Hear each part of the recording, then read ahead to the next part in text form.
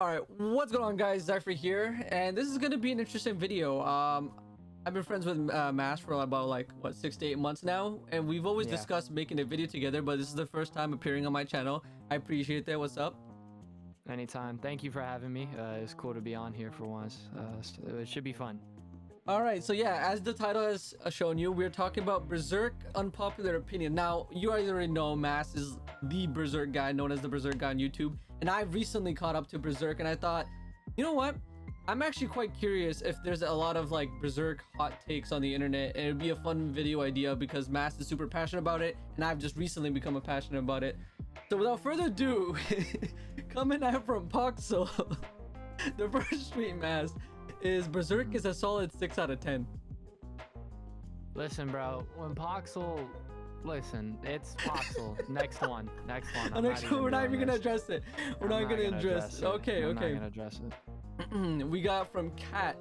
Conviction is a 5 out of 10 arc with 7 out of 10 peaks. Berserk fights are just with few exceptions. Guts versus Griffith and Griffith versus King of Kushan. The start of Fantasia, the pirate stuff, and Sea Goddess stuff was bad. Okay, so addressing the first one, saying the Berserk fights are meh. For the most part against the minor ones, they are, but two of the best fights in all of Berserk are in the Conviction arc, which is Guts versus Rosine and Guts versus Mozgus. So I would heavily disagree with that. And even if the fights in Berserk aren't always the greatest, as one would expect from like a fighting manga, battle shonen, I do think the strength of Berserk, especially in the Conviction arc, is its themes. And even though Griffith is out of the picture for the most part, it really hones in and focuses in on Guts' character. So I can't call something that has arguably the best mini arc in the entire series, two of the best fights in the entire series, some of the best character development in the entire series, and one of the greatest chapters in Cracks in the Blade, a 5 out of 10 with only 7 out of 10 peaks. I think Conviction, Millennium Falcon, and Golden Age are all 10 out of 10s, and I think many times the Berserk community can kind of not really go at it, but have a discussion around which one they have as the best, usually Golden Age being the favorite consensus. But what were the last point he made after that? The start of Fantasia, the pirate stuff, and the Sea God stuff was bad. The Sea God stuff was bad. I mean, if the pirate stuff I'm not the biggest fan of, but I wouldn't go as far as to say it's bad. I would say it's definitely the weakest portion of the series. Like, me going through this second reread, I don't think there was any part where I felt like this is bad. More like, okay, I definitely enjoyed this quite less compared to the rest of the series. Right. Although for me, the Sea God is one of my favorite moments in the entire series. Like that was just nuts reading all of that. But yeah, I would agree. It's not Berserk per se at its strongest, but I don't really know if that's an insult. You know, it's like also to quickly give my own take on that. As much as like a heavy amount of Berserk pertains to its fights, it's honestly like, not to say they're bad by any means. It's probably the least important thing to me.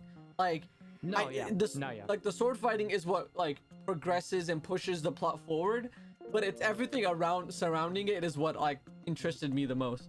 Yeah, no, the fights and the conflicts are necessary and they happen. And I think the best fights usually aren't like Guts versus normal people. It's like once he's fighting apostles and creatures way stronger than him. But it's always been the characters and the dialogue between the characters that I think has always truly been like Berserk's focus. So, you know, I would disagree with all Berserk fights are bad other than meh, other than the two ones he pointed out, because I think there's a good amount more that you could point out to, but yeah. All right, moving on to the third one. I actually really like this take, even though I don't necessarily fully agree with it, but I like it. Every major arc is better than what it precedes it, and Casca doesn't get enough credit. Right. So essentially Berserk gets better and better after every arc. Yeah, so like so Golden Age, Conviction, Millennium, and then Fantasia. I don't know entirely, because it's tough, because I think all of the arcs in Berserk, although Black Swordsman I definitely think is the weakest arc just because of how short it is, and it's I think Black Swordsman is supposed to just literally for drawing. Right. Yeah. It's yeah, exactly. And it fulfills its purpose. I would agree with it's just tough because like if you think Millennium Falcon's better than Conviction and Conviction's better than Golden Age and Fantasia's better than Millennium Falcon, Conviction, and Golden Age, then I mean I'm not gonna sit here and like have a whole debate against it. 'Cause After the Casca Dreamscape, I don't blame anyone for saying Fantasia top one. No. Honestly speaking, Fantasia's great. I just think most people would be hesitant to do it because it's not finished yet. Like it's not done. And I think that's why I don't rank it at all either, personally. Yeah, Berserk's arcs, I think their conclusions tend to be like the big, like holy shit moment, you know. So. And in terms of it's an interesting one. And in terms of Casca not getting enough credit, like I see both sides. Like I think Casca obviously plays like a very, very important role in terms of, especially with like why Guts goes down the path that he does, Golden Age, post Golden Age and onwards. But I think the reason why a lot of people do not give her enough credit is because, honestly speaking, from Conviction to the recent chapters, she's kind of not really she's there. Stagnant. Yeah, like she's kind of like right. She's regressed. Though I will say, if Berserk continues, in the off chance, please God, if there's something out there, please let it continue. But just to preface, if it doesn't, I'm 100% okay with that. And if it ends at 364, I'm okay with it. I respect the decision. But if there was something out there that Miura left a message that he wants someone to finish it, his assistants, I'm happy with that. Because I feel like where Casca can go once she conquers this, you know, it's gonna be huge. It's huge. It's gonna like. Genuinely, I believe Casca, in my opinion, I know you already believe this, I think she needs that moment for me to personally think that will be one of the best characters in anime and manga. But I think she definitely has the potential to already. And I know you already believe it, but I need that last from her. Well, I think it's just when it comes to female characters, for the most part, I think she is one of the better ones easily. Although I do think Farnese is a better female character. But usually when we talk about great female characters, Casca is brought up in that conversation from what I've seen often. So I wouldn't say people don't give her enough credit. But also, to be fair, if you're saying maybe she doesn't get as much credit as Guts or Griffith, I mean, it's Guts and Griffith. Like, it's really hard to kind of reach those two characters, you know? Yeah. So, yeah, but it's an interesting take nonetheless. Now, I mean, I think this one is like, I wouldn't say unpopular, but I feel like this, our opinion is thrown around a lot, is Golden Age isn't the best arc in Berserk. Because I know a lot of people truly believe that Golden Age is its peak. And I personally disagree. I actually agree with this take. It isn't the best arc, but I think you also can understand where their people are coming from. Right. It's just Golden Age. How do I put it? Golden Age is like it's the famous one. You know, the eclipse happens. That's the one the 1997 anime adapted. That's the one the trilogy movies adapted. Most iconic. So it's like, yeah, it's one of the most iconic arcs ever.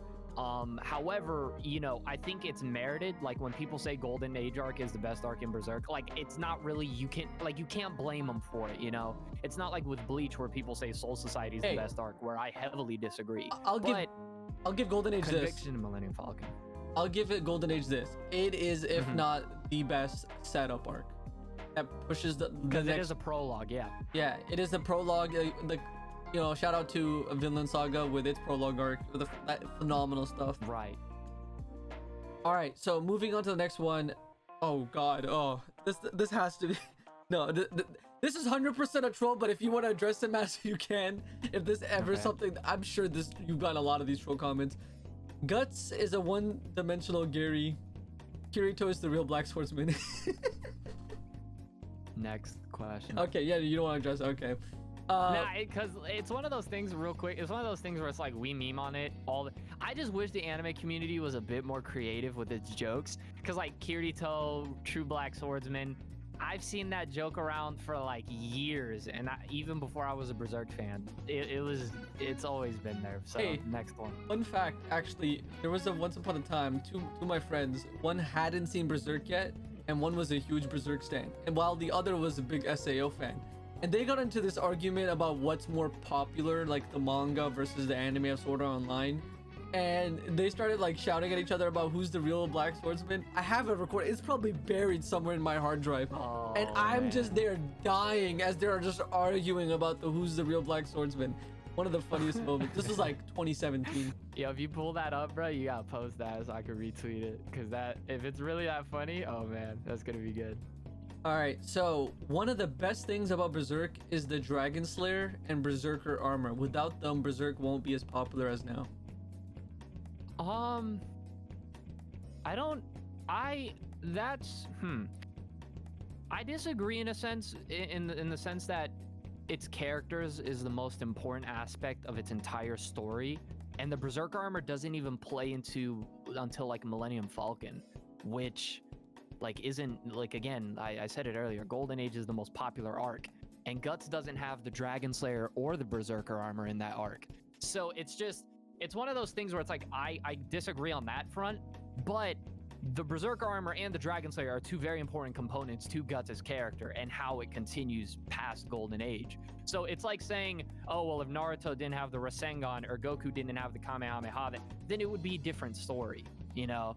Whenever you take away a character's main arsenal, then it's just different, you know? The Berserker armor is very special, though, as a power-up because it's more than just an armor. It's something that attaches a piece of lore to the Skull Knight. It's something that makes Guts' journey even more difficult whilst giving him a power-up. So I agree in some regards, but disagree in the way that you put it. Yeah, because I feel like you can't have the other without the other, right? Like, Miura did such a great job at, like, having his power progression and his, like, appearance and everything. He's so heavily tied to the story and character progression, so like everything is so intertwined that one cannot coexist with, like, one cannot exist without the other. The armor cannot exist without the character growth and power-ups, and they cannot exist without like the physical appearance of all these things and showing up in the series. Right. Oh, this one hurts my soul. This is from Roma. Well, I think you did an interview with him. Out of all the party members, I think Shirke is pretty boring. I find her character intriguing, but out of all the great characters in the party, she feels very lackluster to me. First of all, screw you for attacking my daughter. No, I'm kidding. To be fair, Farnese, Guts, maybe Serpico. But to say Shirke's what do you say, the weakest, the most boring, what was it again? It's pretty boring. Least interesting amongst the party members. I would argue she's more interesting than Isidro. Easily. Yeah, that's a shot. Shout. So, I mean, the only characters I'd put above her is Guts, Farnese, Casca, Stagnant, Serpico. But Puck and Isidro, yeah, no. I interesting take. I could understand it. Like, Shirke's not the most dynamic character per se, but I think she's a good one. She serves her role very well. I could see where he's coming from, but no, yeah, she's definitely more interesting than Isidro, I'd say. Yeah, I feel like out of anyone, she understands Guts the most, surprisingly, because considering, you know, she goes into her mind and she's also the one that helped with the dreamscape. Like, he knows the most about Guts and what he's been through. Right, she knows the inner machinations of Guts's like past, kinda, yeah. All right, moving on to the next one, Veljico, I don't know how to pronounce your name, but the Lost Children arc is the worst arc in Berserk. After Black Swordsman arc, it's still amazing.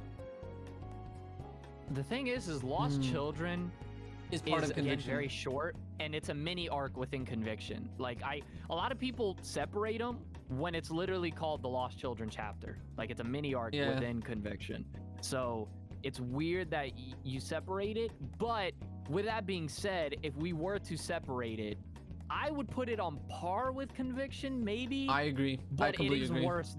It is worse than Golden Age, Millennium, and Fantasia, because you're taking a mini arc and comparing it to full arcs, you know.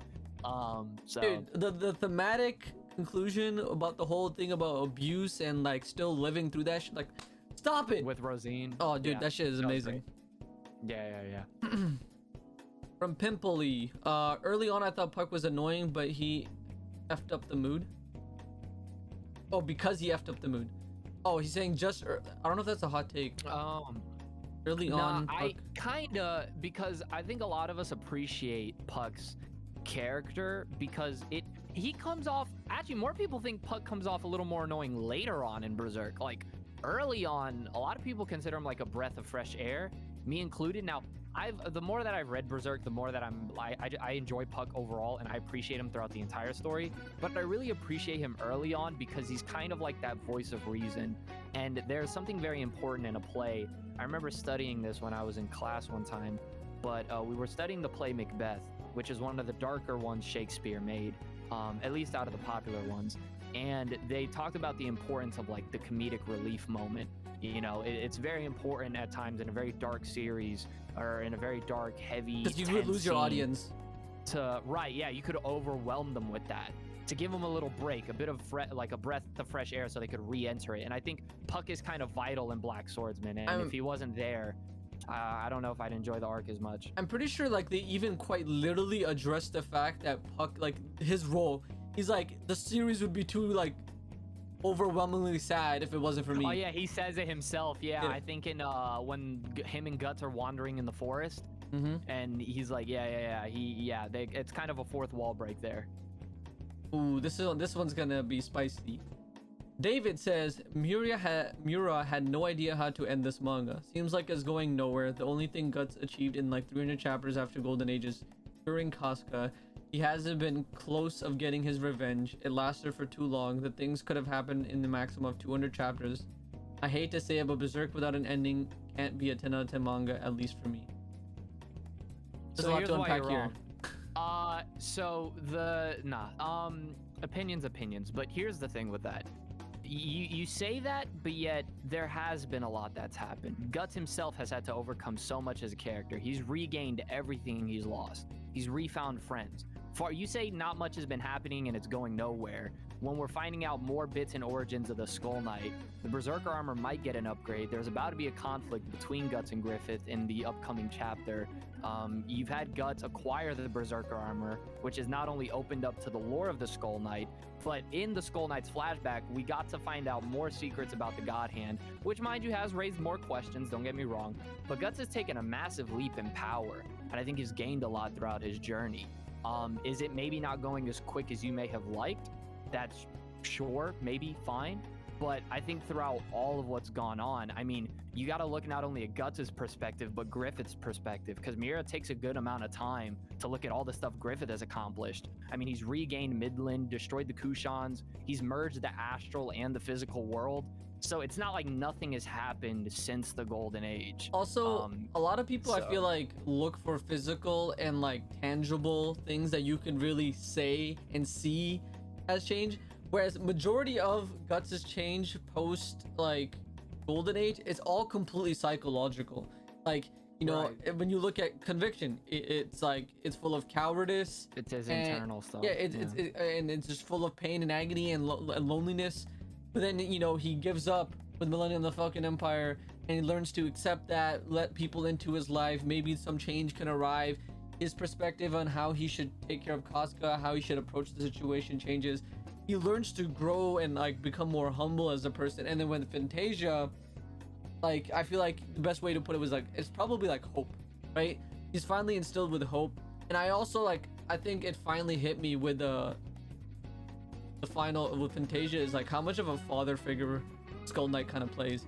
He's like the father that's not emotionally there for Guts, but like he's always there right when Guts needs it. He's kind of a predecessor who's always there. But I will say, like, so much happens in Millennium Falcon. Like a ton happens that's set up for what could potentially happen if Berserk would have its final stretch. So, and my biggest issue with this take is the original statement that Miura didn't know. Oh yeah, that's big cap. For me, I've always said that, like, that is such disrespect. Like, listen, this is coming from me. Like, I've wrote stories, and the first thing I think of is how I wanted to start, middle, point, end. And I'm an amateur. Someone like Miura is detail-oriented as he is. You're trying to tell me he had no idea how he wants to end the series at all? You're kidding, right? You're joking. You have to be. Because we're not talking about, like, Bum Joe off the street. We're talking about someone who's known as one of the greatest authors in manga. Character-wise, art-wise, thematic-wise. So, all right, bro. If you genuinely think Miura just had no idea and was just gilly-gallying along while making this, then all right, bro. Yeah. But maybe a reread is in order. I've seen that take a good amount of times, and I think those are people who oh man, I'm not gonna go as far as to say crayon eater, but geez, bro. You really love that phrase. No, I love it, yeah, because it's accurate. All right, this one I feel like we kind of already addressed, but Farnese over Casca, not by a lot, though, both best girls. I wouldn't say by a lot. I think Farnese goes through a great character development. I think sometimes people forget how much Casca developed in the Golden Age. Yeah. Because of how quickly it happens. But I do think Farnese above Casca at the current moment. But yeah, they both are best girls, so that one's addressed. Yeah, Berserk is slightly overhyped, but it's still good. And Conviction Lost Children arc over Golden Age. Okay, well the first one, Berserk is slightly overhyped. That's always tricky because a lot of people do consider it to be one of the best manga of all time. But then my question is like, because I've always hated the word like overhyped, overrated when it comes to manga, because that's all based off of a perception, right? Just it's your like personal... what you think the community thinks about this series. Yeah, and Berserk right. is one of the most heavily praised, right? But do you think it's heavily praised without merit?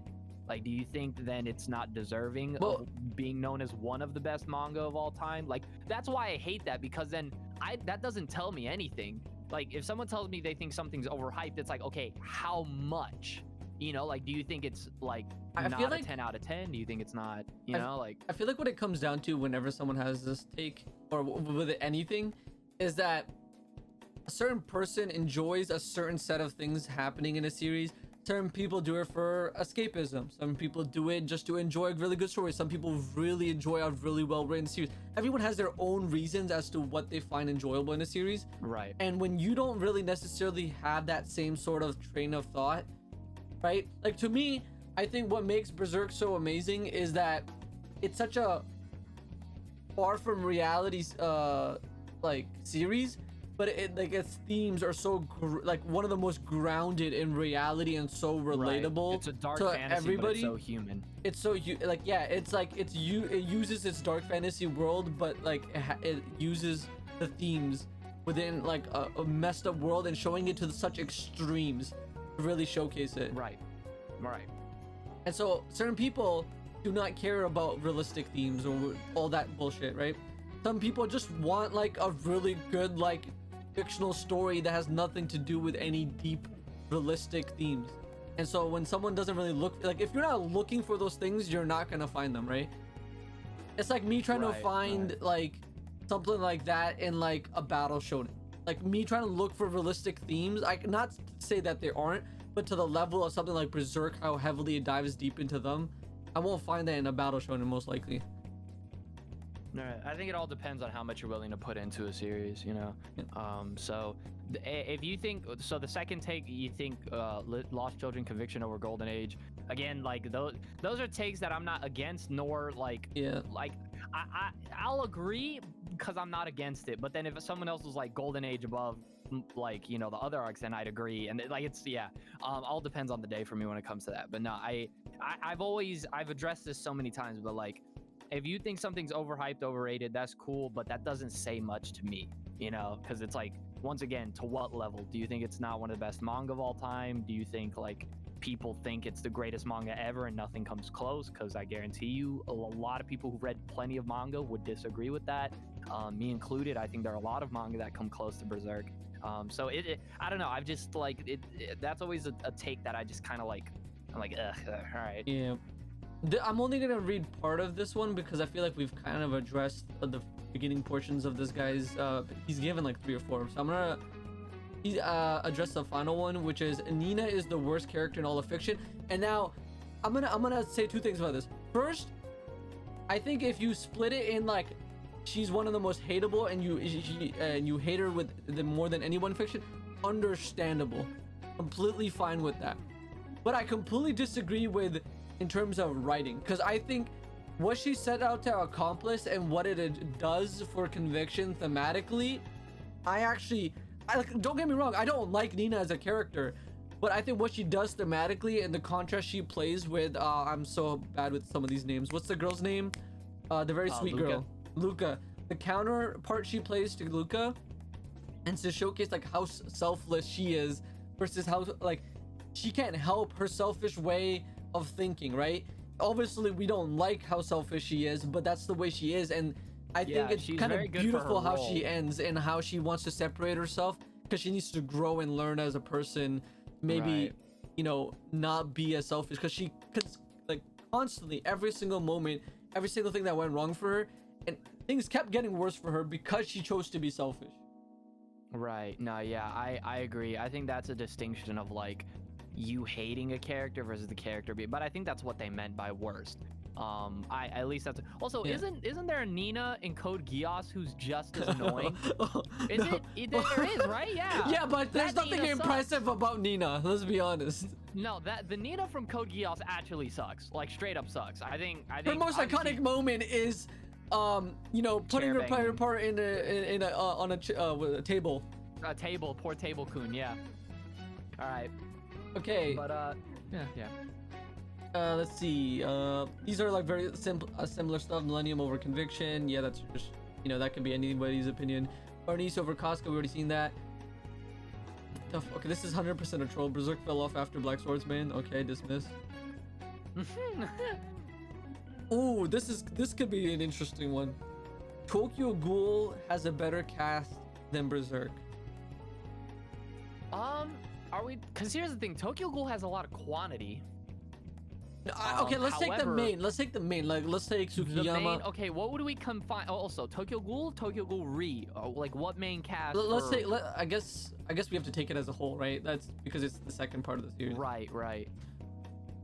Dog, if I'm being honest, I would disagree. Although, like, I think Tokyo Ghoul is definitely in the conversation. I honestly, dog, there's a lot of characters I don't remember from Tokyo Ghoul. Like, and I guess this is truly comes down to preference, because the ones I find super memorable to me is like Amon, right? He plays a really good like counterpart to Kaneki and his realization.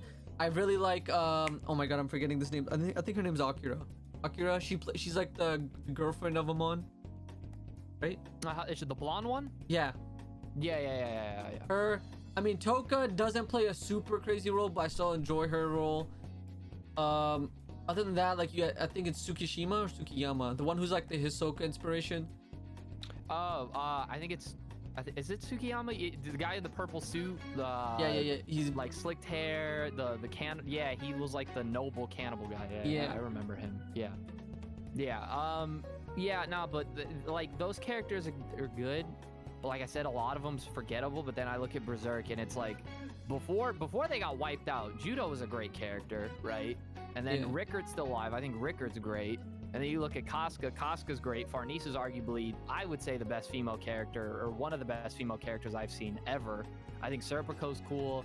Although Serpico does become a bit stagnant here and there. And then if we're including, would that include main character, main antagonist as well? Because I mean, if we're taking antagonist, main antagonist, or Tokyo Ghoul, which is I forget his name, it starts with an F. Furata? No, it's not Furata. This is so bad because people are like, how you gonna like argue for Tokyo Ghoul when you can't remember this shit? And I can't really speak because I recently caught up to Berserk, but I feel like Berserk to me just resonated more. No, yeah, you're I don't. I think it is Furata. I think it might be. Yeah, no, we listen, bro. It's been a year, mind you, since I read Tokyo Ghoul. It's been over a year for me. Yeah, it's been over a year for me, so this might not be best on our part. So, listen, if you think Tokyo Ghoul cast over Berserk, I'm not gonna knock you for it or say that you're wrong, but I'm definitely gonna go with Berserk's. It's just obviously it's a lot more memorable to me. So. All right, moving on. Sonya is a great character. Nope. I am not having it. I hate Sonya. This guy who personally said, Nina, nah. Sonya. I hate Sonya. Sonya's pretty annoying. Yeah. I cannot stand her. Yeah, she can be pretty. Although her moments with Irvine are neat. The moments with Irvine are neat. But no, yeah, she can be pretty annoying. Okay, I don't know why this is even here. This is not an unpopular opinion. Guts over Griffith. I know a lot of people like to say Griffith over Guts. Whatever. But there's no way in hell that there's more people that believe Griffith over Guts. I think Griffith is a little more fun to analyze because of how tricky it can be to analyze his character at times. But no, yeah, Guts for sure. Yeah. Let's see. Musgiz was more interesting to me than Griffith. Oh my god. Ooh, hell no. Hell Listen, Mozgus, I think Mozgus is a solid antagonist. Especially he gets across the themes of you know, the conviction arc. But what is it to his character that you would say is better than anything Griffith has presented? Dog. Wait, did he say better or more interesting? Because I don't wanna. More interesting. Okay, completely subject. I mean, either way, it's completely. I mean, they're all subjective. subjective. They're all opinions. Right, but. The next one. This is disrespectful. Next one. Okay, I think this guy took back his tweet.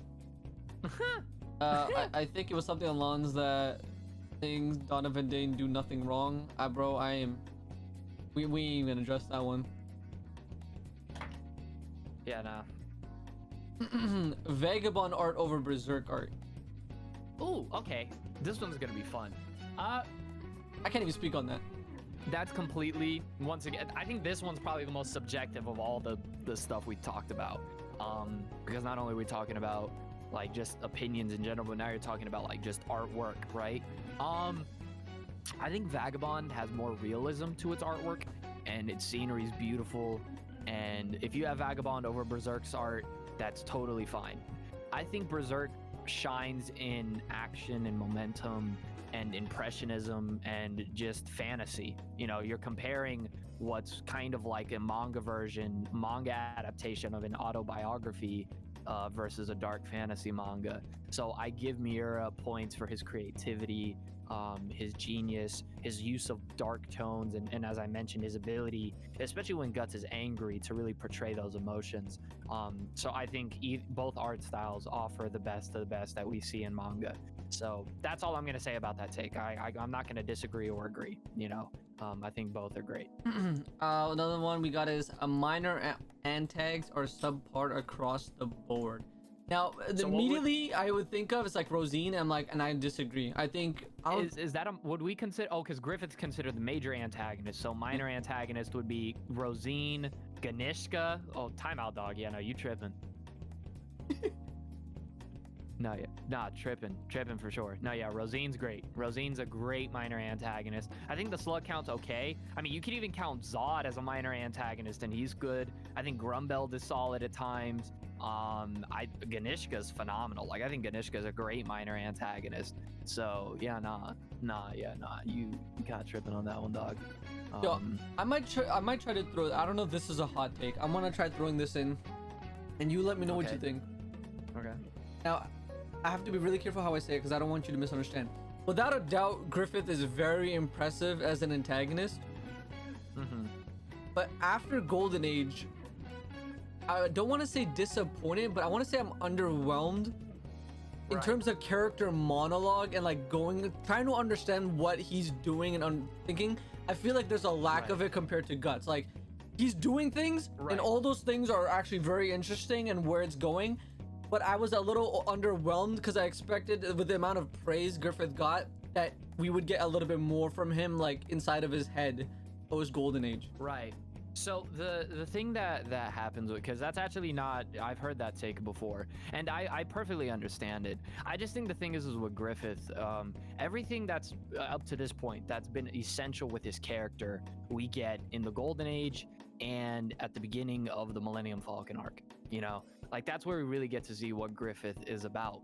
And I think those are the arcs where we appreciate him a lot as a character.